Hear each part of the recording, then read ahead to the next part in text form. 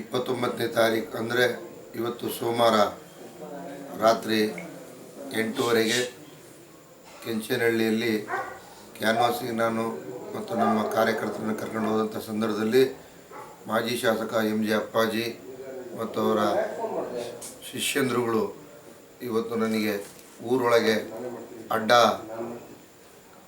ಎತ್ತಿನ ಗಾಡಿ ಇಟ್ಟು ಕೊಲೆ ಮಾಡಲಿಕ್ಕೆ ಬಂದರು. ತಕ್ಷಣ ನನ್ನ ಪೊಲೀಸ್ ಅಂಗರಕ್ಷಕರು ನನ್ನನ್ನು ಅಲ್ಲಿಂದ ರಕ್ಷಣೆ ಮಾಡಿ ಕಳಿಸ್ಕೊಟ್ಟಿದ್ದಾರೆ. ಇದು ಪ್ರಜಾಪ್ರಭುತ್ವರ ಅಥವಾ ಏನಿದು ಗುಂಡರಾಜ್ಯನ?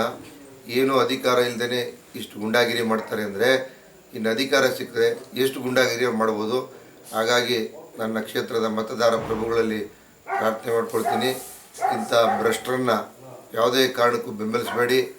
ಈ ಊರಿನ ಅಭಿವೃದ್ಧಿ ದೃಷ್ಟಿಯಿಂದ ಊರಿನ ಶಾಂತಿ ನೆಮ್ಮದಿಗೋಸ್ಕರ ನನ್ನ ಆಶೀರ್ವಾದ ಮಾಡಿ. ಅದೇ ರೀತಿ ಕಾಂಗ್ರೆಸ್ ಪಕ್ಷದ ಅಭ್ಯರ್ಥಿಯಾದಂಥ CM ಇಬ್ರಾಹಿಂ ಅವರೊಬ್ಬ ಭೂಗತ ದೊರೆ, ಅವರು 30 ವರ್ಷದಿಂದ ಭದ್ರಾವತಿಯಲ್ಲಿ ಇಲ್ಲ, ಈಗ ಭದ್ರಾವತಿಗೆ ಬಂದು ಹಾಗೆ ಮಾಡ್ತೀನಿ ಹೀಗೆ ಮಾಡ್ತೀನಿ ಅಂತೇಳಿ ಏನೇನೋ ಇಲ್ಲ ಸಲ್ಲದ ಜೋಕರ್ ಥರ ಆ್ಯಕ್ಟಿಂಗ್ ಮಾಡ್ಕೊಂಡು ಹೋಗ್ತಾ ಇದ್ದಾರೆ.